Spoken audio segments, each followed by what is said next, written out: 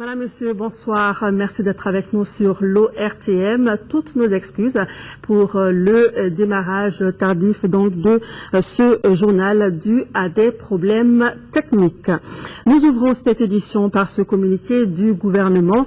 Le gouvernement de la République du Mali prend acte de l'annonce faite hier, 7 octobre 2013, par les groupes armés de reprendre leur participation aux travaux du comité de suivi de l'accord préliminaire de Ouagadougou.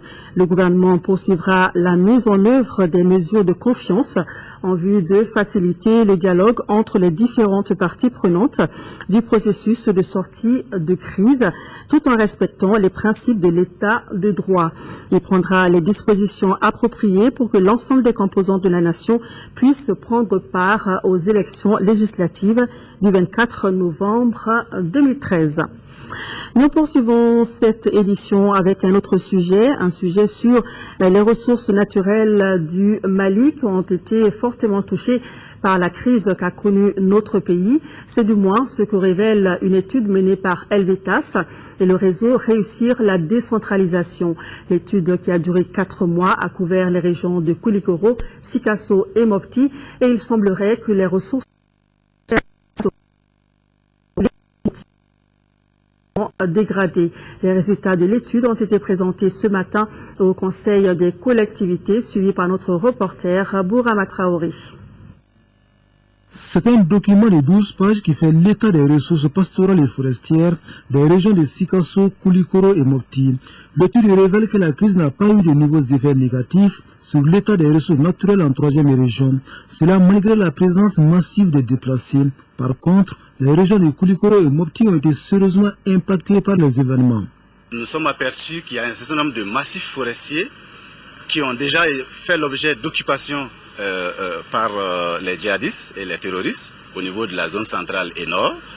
Et ces forêts et ces réserves étaient censées être les moyens de survie de la population locale.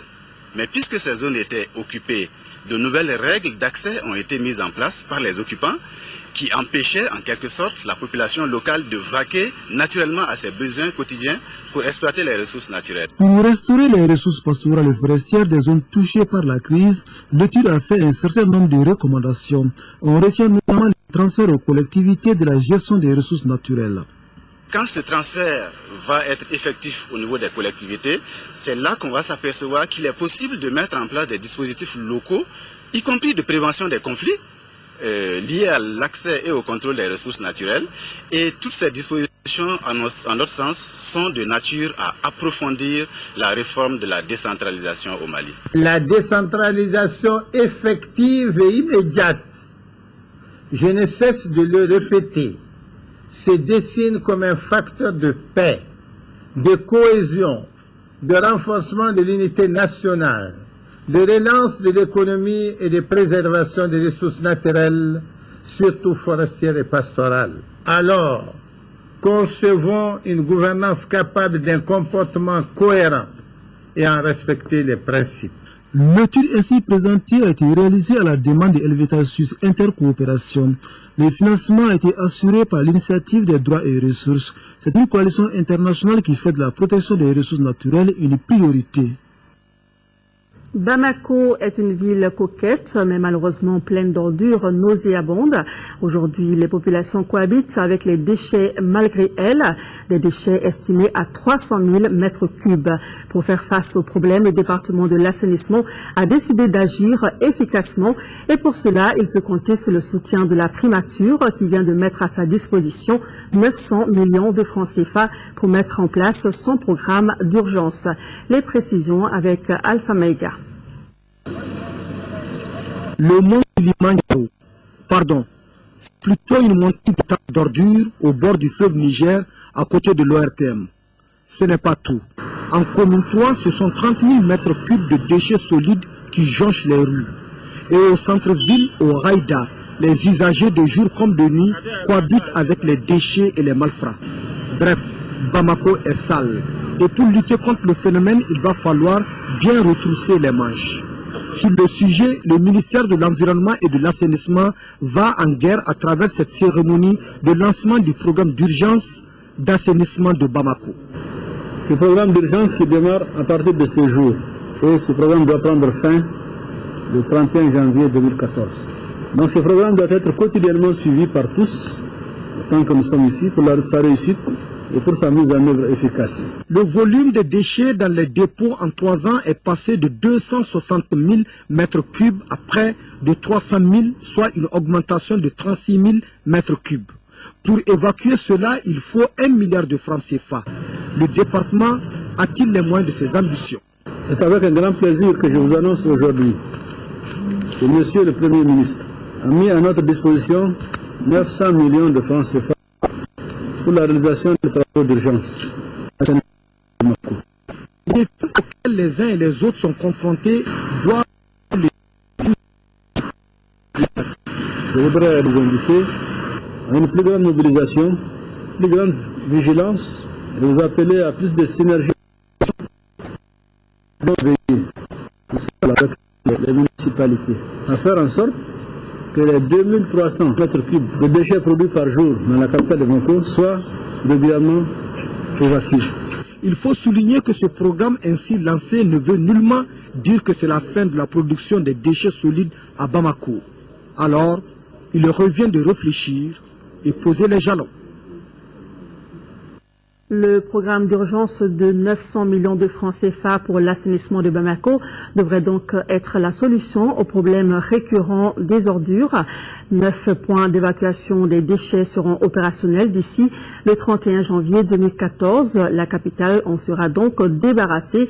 Le ministre de l'Environnement et de l'Assainissement explique les points saillants du programme d'urgence lancé hier. On l'écoute au micro de Lamine Keita. Comme vous le savez, la situation de Bamako assez triste, le plan de l'assainissement. Il suffit pour s'en convaincre de faire un tour dans la capitale pour voir que c'est une capitale complètement dévisagée. Et le gouvernement, conscient de cette situation, a pris des mesures pour corriger cette situation. Son Excellence, Monsieur le Premier ministre, a mis à notre disposition une enveloppe de 900 millions de francs CFA pour mettre en œuvre le programme d'urgence qui avait été concocté bien avant, mais qui n'a pas pu avoir de financement parce que le contexte de transition dans lequel on était et la rareté des ressources ont fait que cela n'a pas été possible. Aujourd'hui, c'est chose faite. Il s'agit, dans ce programme, d'évacuer les ordures, disons les déchets solides, sur 9 points prioritaires de la capitale, qui constituent les points les plus saillants. Ces points sont les suivants: le parc de Tonokorobougou, le cimetière de Bougou, la route de Samé, le dépôt de près de l'hôtel de l'Amitié, le dépôt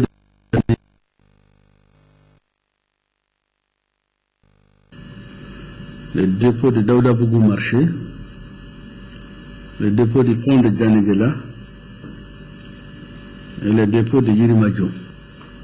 L'autre composante du programme d'urgence, c'est aussi d'aménager la décharge de Doumanzana. Parce que vous comprenez que pour enlever toutes ces ordures, il faut bien trouver un point final, il faut les amener. Donc le premier point que nous avons identifié, c'est la décharge de Doumanzana, qu'il faut aménager. Il y a aussi d'autres points à côté de l'hôtel Olympe. Nous avons une autre décharge que nous allons utiliser essentiellement pour les déchets que nous avons de la commune 5. Entre Delakorodi et Safou, nous avons aussi un espace que nous avons précédemment utilisé en rapport bien sûr avec les mairies concernées. Et enfin, il y a la décharge finale de Noubougou qui est en finition actuellement. Il est inacceptable que des citoyens d'eux-mêmes décident d'aller déverser les ordures sur la voie publique, alors même que le gouvernement a pris suffisamment de dispositions tous ces programmes d'urgence que je viens de vous délivrer, qui coûtent 900 millions de francs CFA, totalement financés sur le budget national, je crois que c'est un effort exceptionnel qu'il faut saluer. La dernière disposition que nous avons mise au point, le ministre de la Ville et moi-même, en rapport avec la mairie, avec les chefs de quartier, avec les ONG chargées de l'assainissement, je pense que donne toutes les garanties aux différentes populations pour dire que les dépôts de transit qui ne sont pas encore dégagés le seront dans le cadre de ce programme d'urgence. Donc il sera loisible aux populations d'aller tranquillement déverser les ordures dans les dépôts de transit, comme avant. Et nous allons veiller à ce que l'enlèvement à ce niveau soit régulier. Il n'y aura plus de situation d'accumulation comme par le passé. Le ministre de l'administration territoriale, sur la base de la délibération de la Commission nationale d'observation de la Lune, chargée de la fixation des dates officielles des fêtes musulmanes et du début du mois de Ramadan, informe la communauté musulmane que le mois lunaire Zul Hijjat ou Selibakalo a débuté au Mali le dimanche 6 octobre 2013.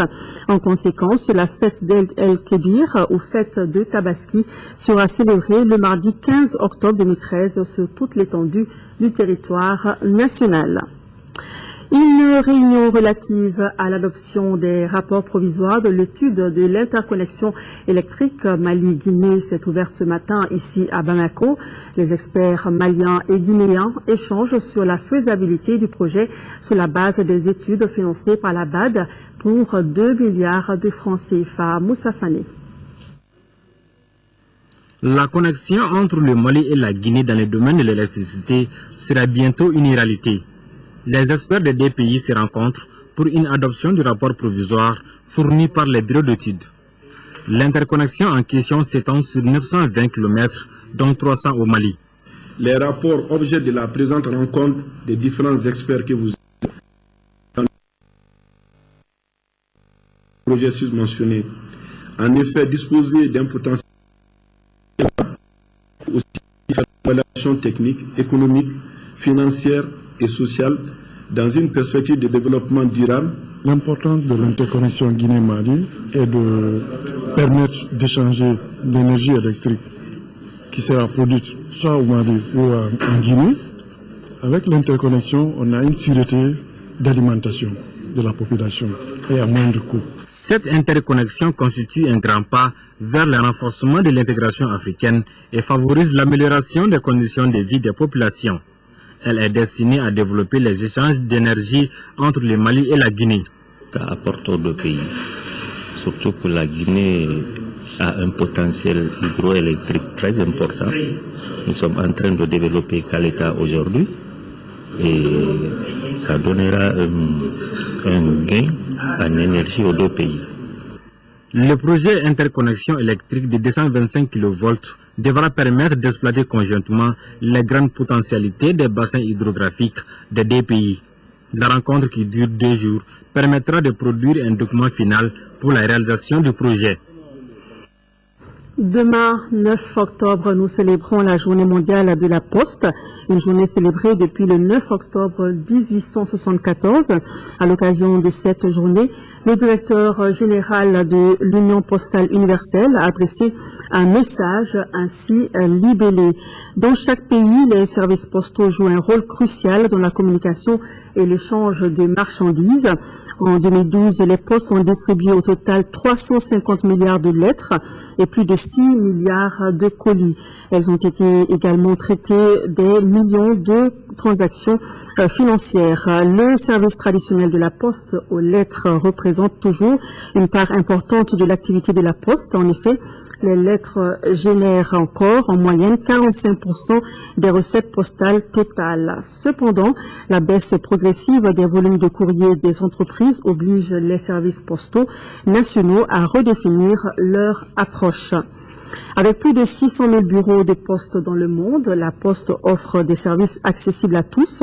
Personne n'en est exclu. La Poste est véritablement un service public pour chacun, quelle que soit sa position sociale. C'était là donc un extrait du message du directeur général de l'Union postale universelle à l'occasion de la célébration demain de la journée mondiale de la Poste.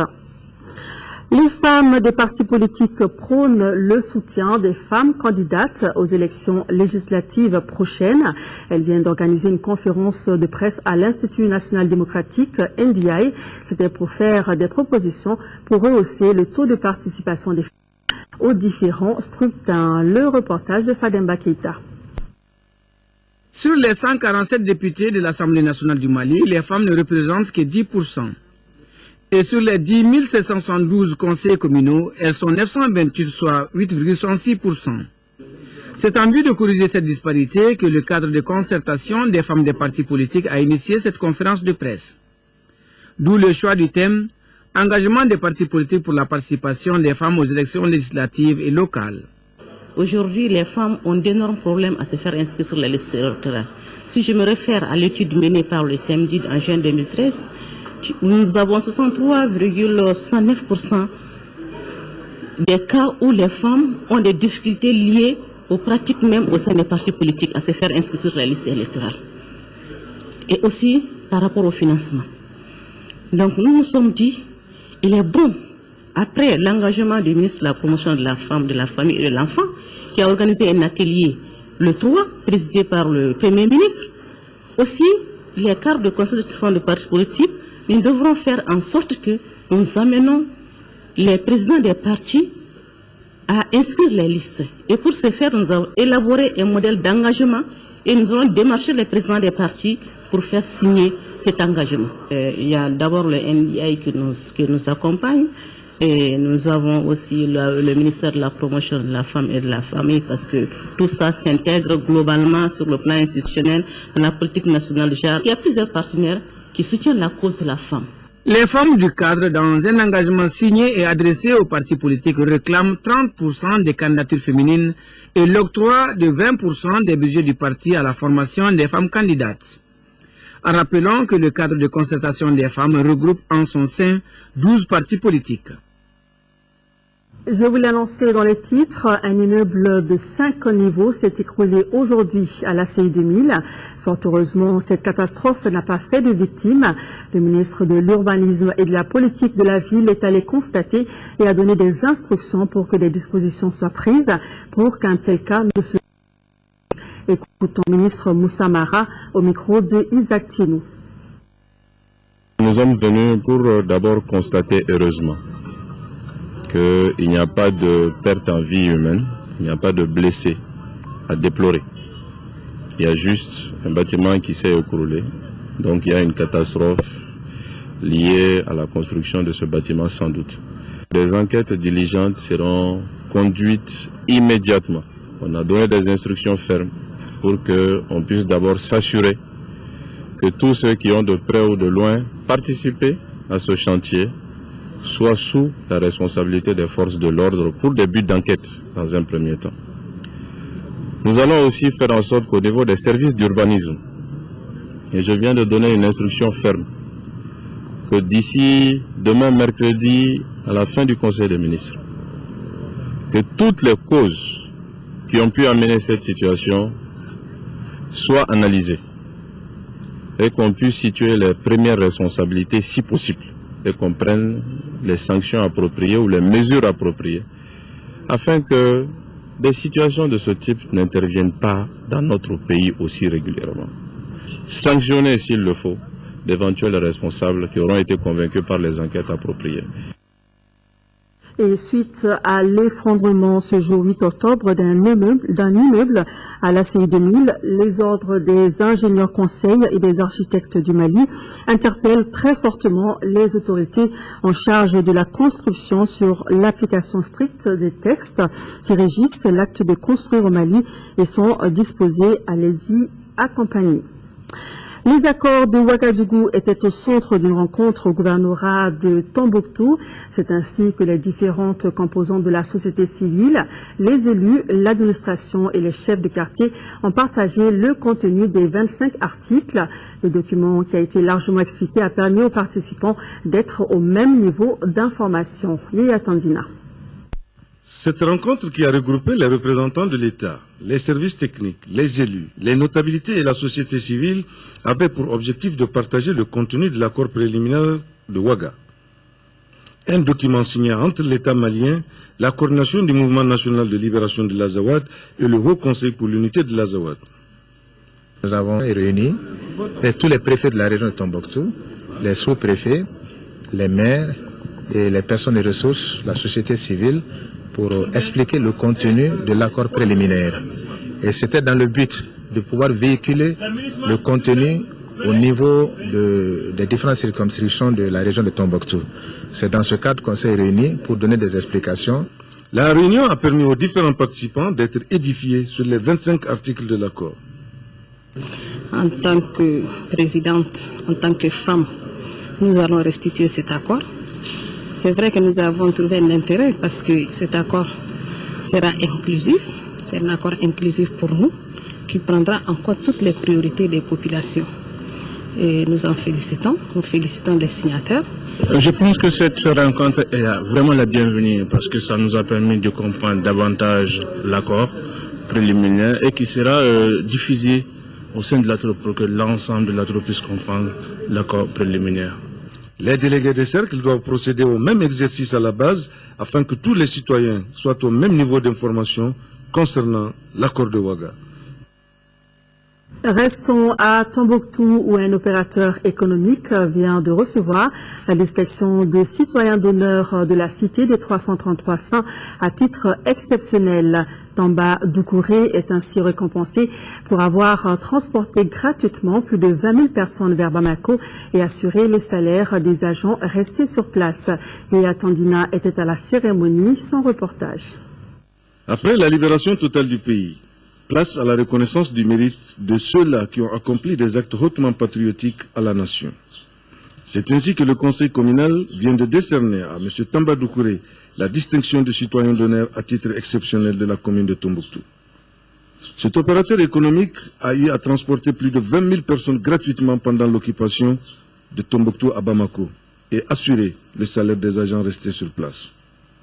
Ceux-là qui avaient des parents à l'étranger, les retraités, les fonctionnaires, tout ce monde qui était resté à Tombouctou, sans aucune institution financière, pas de banque, pas d'institution financière privée. Tamba a tout fait. Tamba a payé plus de 3 milliards et quelques à Tombouctou. C'est le comité de crise qui, le premier, a adressé une correspondance au ministre de l'administration territoriale avec ampliation au Premier ministre pour louer l'action, l'engagement, la détermination, le don de soi de Tamba Doucouré pour la cause de Tombouctou et des Tombouctiens. Le récipiendaire s'est réjoui de l'honneur porté sur sa personne. Tombouctou mérite plus que ce que je l'ai fait. On n'a pas regretté tout ce qu'on a fait pour la région de Tombouctou. Le gouverneur de région a aussi remis des attestations de reconnaissance à certaines structures telles que le comité de crise, le réseau des femmes leaders et le réseau des jeunes pour la sauvegarde des intérêts de Tombouctou. Les acteurs qui ont mouillé le maillot sont vraiment à saluer de façon générale. Mais de façon particulière, il y a l'ORTM d'abord qu'il faut saluer en bravant, en faisant les images et en acheminant, en prenant le risque même d'être agressé. Ces différents regroupements ont permis aux populations de Tombouctou de résister pacifiquement devant les djihadistes. À Gao, depuis hier, des recherches étaient en cours pour localiser le site qui a servi aux terroristes pour lancer les roquettes sur la ville. L'armée malienne a découvert le site des terroristes situé à 14 km de Gao, aux environs du village de Batal.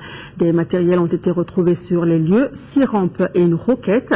Les spécialistes des explosifs du Jetia Elou et de l'opération Serval ont désamorcé la dite roquette avant de la détruire. Daouda Zoumana Traoré. 10 heures après les tirs en direction de la ville de Gao, les militaires ont accentué les patrouilles et le résultat est là.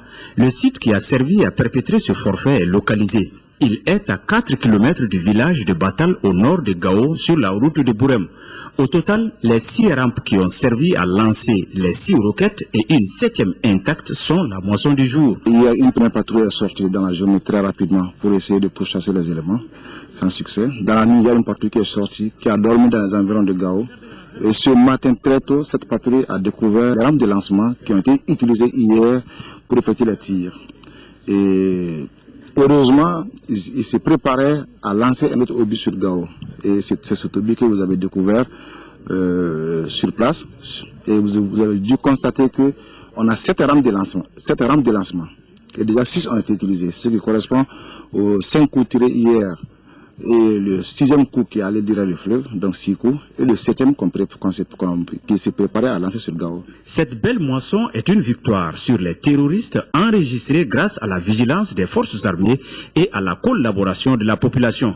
C'est ce travail collégial qui doit être perpétué afin de relever les défis. Tous les 6 obus ont été mis à feu à partir de téléphones portables. Ils composent des numéros. Vous avez dû voir les morceaux de téléphone éparpillés.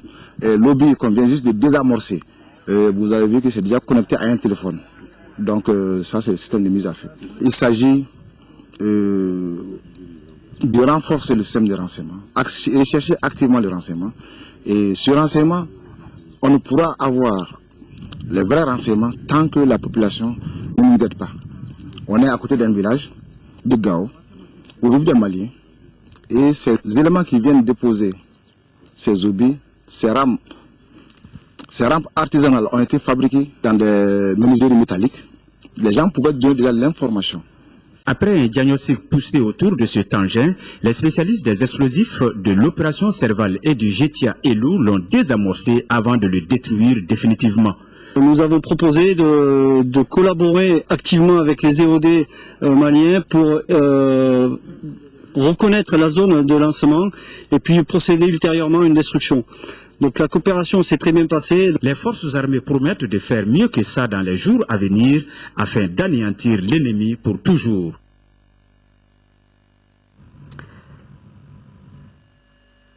À Sikasso, le projet d'organisation des assemblées citoyennes pour la paix durable et légitime a été lancé. Un lancement qui a regroupé des participants venus de Ségou, Koulikoro et Sikasso. Ségou Konaté nous parle de ce projet dans son reportage. En initiant le présent projet d'organisation d'assemblée générale citoyenne pour une paix durable et légitime, bâtie sur les perspectives locales, l'Alliance pour refonder la gouvernance en Afrique Argamali, dans le cadre du programme d'appui aux organisations de la société civile, veut susciter une dynamique collective de réflexion et d'échange autour des questions clés de gouvernance et outiller les acteurs pour relever les défis actuels de gouvernance. L'objectif du projet, c'est d'abord susciter l'émergence des espaces de dialogue multi-acteurs et d'une force de mobilisation pour la promotion de la gouvernance légitime. Donc on attend de ces acteurs-là qu'ils puissent, à leur propre niveau, avoir les outils nécessaires les permettant de produire leur propre discours sur les questions de gouvernance et de les lire à travers les grilles de gouvernance que nous allons mettre à leur disposition. Les participants venus des régions de Koulikoro, Ségou et Sikasso engageront donc des échanges sur la cohésion sociale, la gouvernance participative, la participation citoyenne et la valeur de gouvernance. L'organisation de cette assemblée revêt donc une grande importance pour le Mali, eu égard à la crise politique et sécuritaire qu'a connue notre pays et à la nécessité de relever les défis liés à la réconciliation et à la consolidation de la paix. Elle vient ainsi renforcer les efforts du gouvernement et de ses partenaires pour bâtir un État démocratique fort et apaisé. Une démarche soutenue par de nombreux partenaires du Mali comme l'Union européenne, le Canada, la Suisse. Une déclaration dite déclaration de Sikasso est attendue à la fin de la rencontre. À Yorosso, une journée porte ouverte a été initiée pour faire de la culture du sésame au Bénin une véritable source de croissance économique et de revenus en milieu paysan. Il s'agit de vulgariser les technologies innovantes pour accroître la production et la productivité des pôles d'entreprises agricoles du cercle de Yorosso. La correspondance de Daouda Diakité. En initiant cette journée porte ouverte, l'ONG Centre d'appui à l'autopromotion pour le développement, sur financement du Centre international pour la fertilisation des engrais IFD, veut vulgariser les technologies innovantes pour promouvoir la culture du sésame en milieu paysan. Avant, les producteurs épandaient, c'était les semis à la volée du sésame qu'on faisait ici. Là, les travaux d'entretien sont trop compliqués et la culture n'a pas le temps nécessaire pour mettre en exergue son potentiel de développement. Alors avec cette approche, on sait les semis à la ligne ou même avec les semoirs et les entretiens sont plus faciles. On apporte même des engrais, des fertilisants pour améliorer les rendements et la production à l'hectare. Le sésame appelé Bénin est une culture de rente sollicitée dans l'agrobusiness et donc une alternative pour la lutte contre la pauvreté et l'atteinte de l'autosuffisance alimentaire. C'est une spéculation qui est transformée en produits locaux. On fait des biscuits, on fait de l'huile de sésame. Ça, c'est au niveau local. Nous avons des transformatrices de sésame au niveau local. Donc, ça rentre dans l'alimentation locale. En plus de ça, sur le plan monétaire, c'est une culture qui occupe vraiment une place dans l'amélioration des revenus. Le cercle de Yorosso, couvert par le Centre d'appui à l'autopromotion pour le développement, dispose des atouts. Environ 630 hectares de sésame pour une prévision de 310 tonnes pour la campagne 2013. La journée porte ouverte aura permis aux acteurs des pôles d'entreprises agricoles de partager des expériences sur l'approche GIPD, les pratiques paysannes, le système de production intensive durable et des visites de terrain d'expérimentation des producteurs de Yorosso. Restons dans le monde agricole avec une visite organisée en 5e région dans la ferme école de Dana. C'est dans la commune rurale de Fatoma. La visite a permis aux élus du conseil régional de Mopti de se rendre compte des réalisations et d'échanger avec le personnel du centre de formation de Dana. Une occasion pour visiter des parcelles de culture fourragère et des fosses de compostage. Aminata Touré.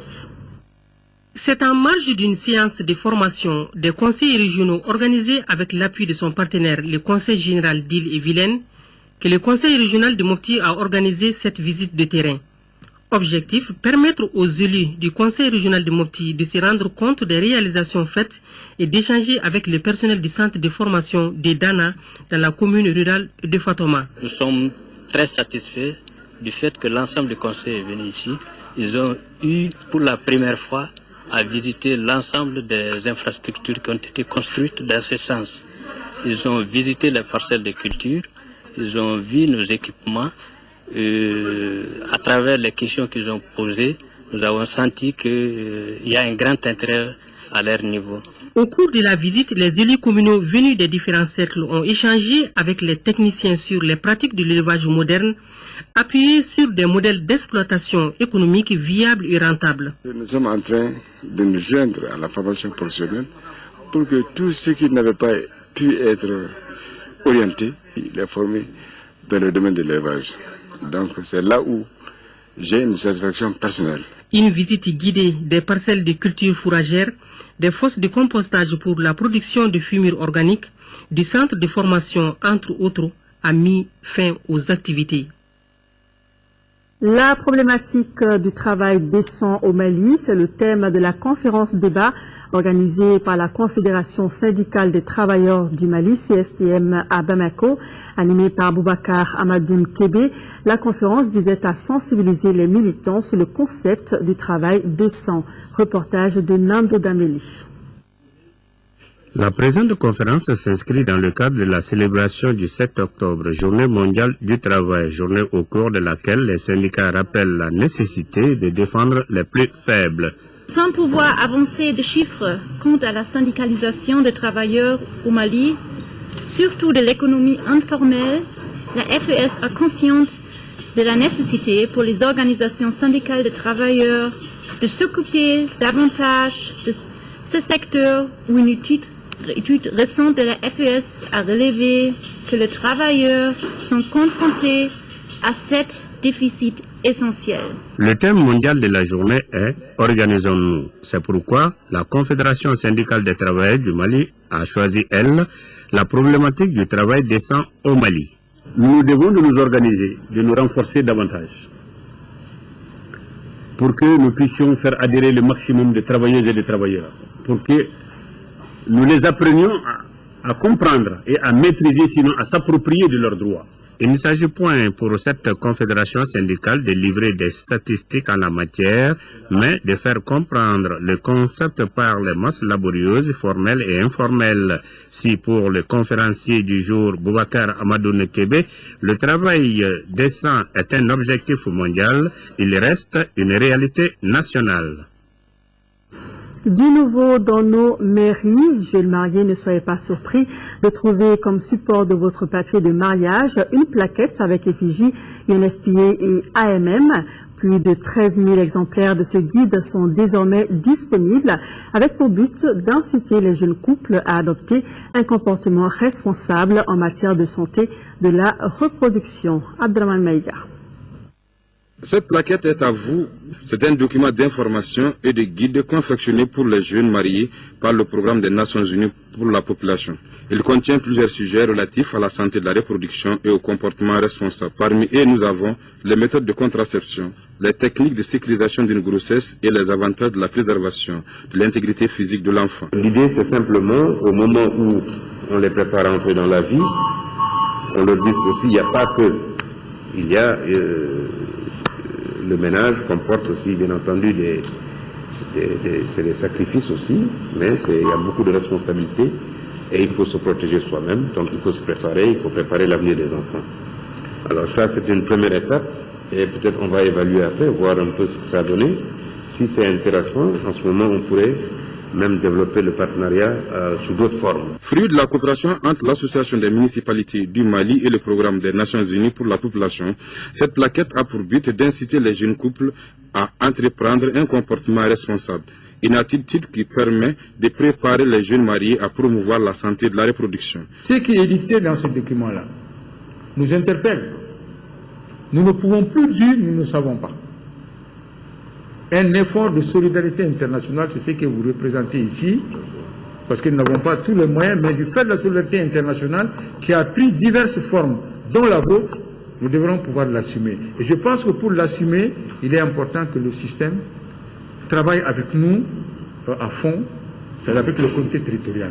Pour cette phase d'expérimentation, 13 000 plaquettes seront mises à la disposition des nouveaux couples dans plus de 240 centres d'état civil du district de Bamako et de Kati, dans la région de Koulikoro.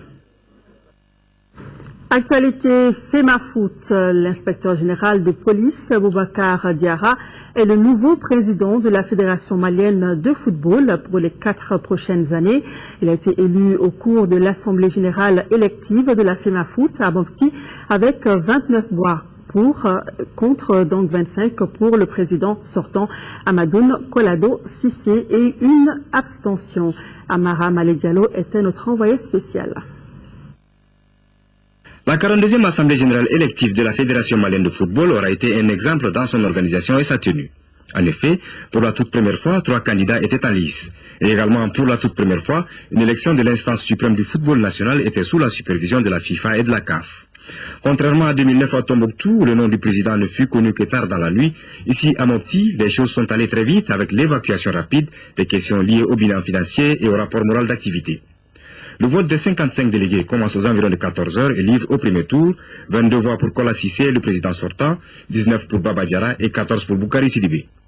Le second tour va alors s'avérer fatal au président sortant avec le report des voix de Boukari Sidibé sur celle de Baba Diarra qui gagne avec 29 voix contre 25 pour Kola et un bulletin nul.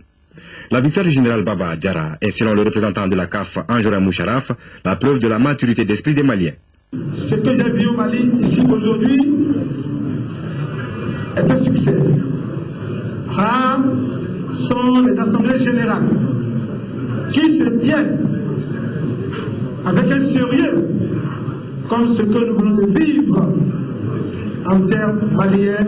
Je tiens à féliciter sincèrement les membres de la famille du football du Mali et surtout les honorables délégués à cette assemblée.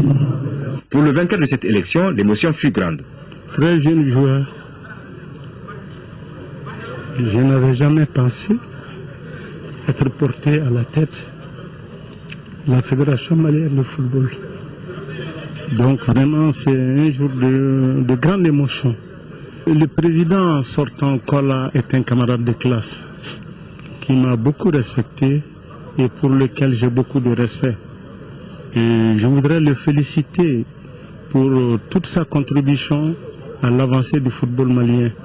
Bokari Sidibé a été très brave et il a été parmi les jeunes qui sont venus me voir à la maison il y a 3 ou 4 ans pour me demander de me porter candidat à la présidence de la Fédération malienne de football. Et de cette date à maintenant, il a été à mes côtés, il m'a accompagné de jour comme de nuit.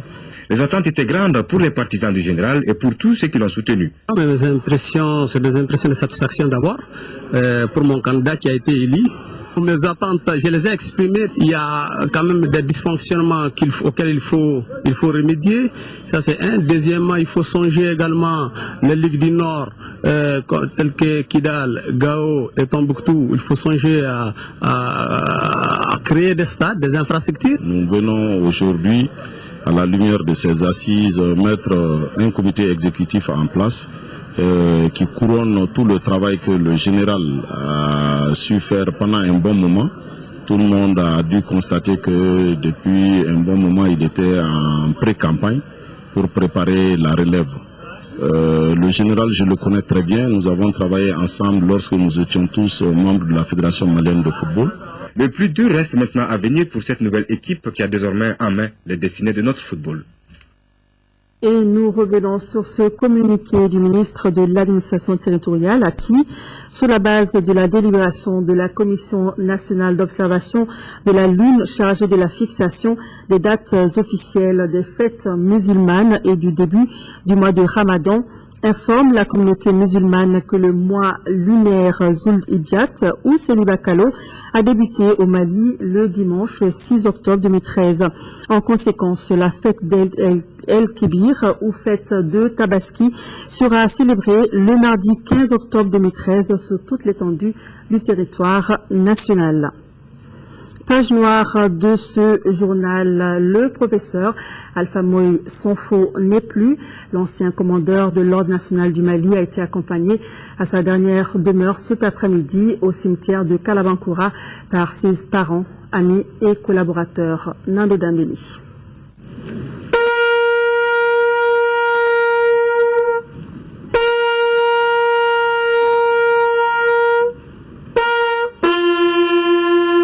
Natif de Guinée vers 1936, Alpha Moïse Sonfo nous a quittés ce lundi 7 octobre 2013 à l'âge de 77 ans.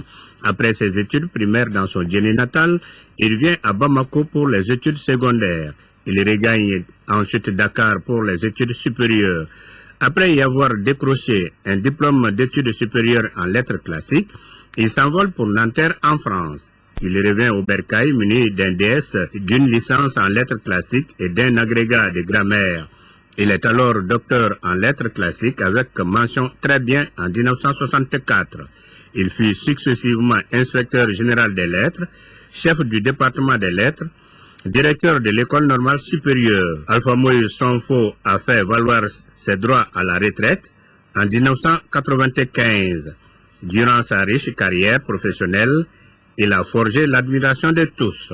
Sonfo, ce qu'on retient en premier de lui, c'est sa grande modestie, son humilité et sa double culture. Le Mali vient de perdre vraiment un érudit, un homme de foi, un homme également très proche et vraiment le modèle pédagogique qu'on souhaiterait pour notre école qui se trouve très très mal aujourd'hui. Avant de nous quitter, Alpha Moy a été chevalier de l'Ordre national du Mali, officier de l'Ordre national du Mali et commandeur de l'Ordre national du Mali. Reposant désormais pour l'éternité au cimetière de Kalabankura, il laisse derrière lui une veuve et 11 orphelins. Que la terre lui soit légère. Amen. Ce journal se referme. Merci de votre attention. Demain, dans la journée, Amadou Sankaré. Je vous donne rendez-vous dans les éditions du soir. Passez de bons moments sur l'ORTM.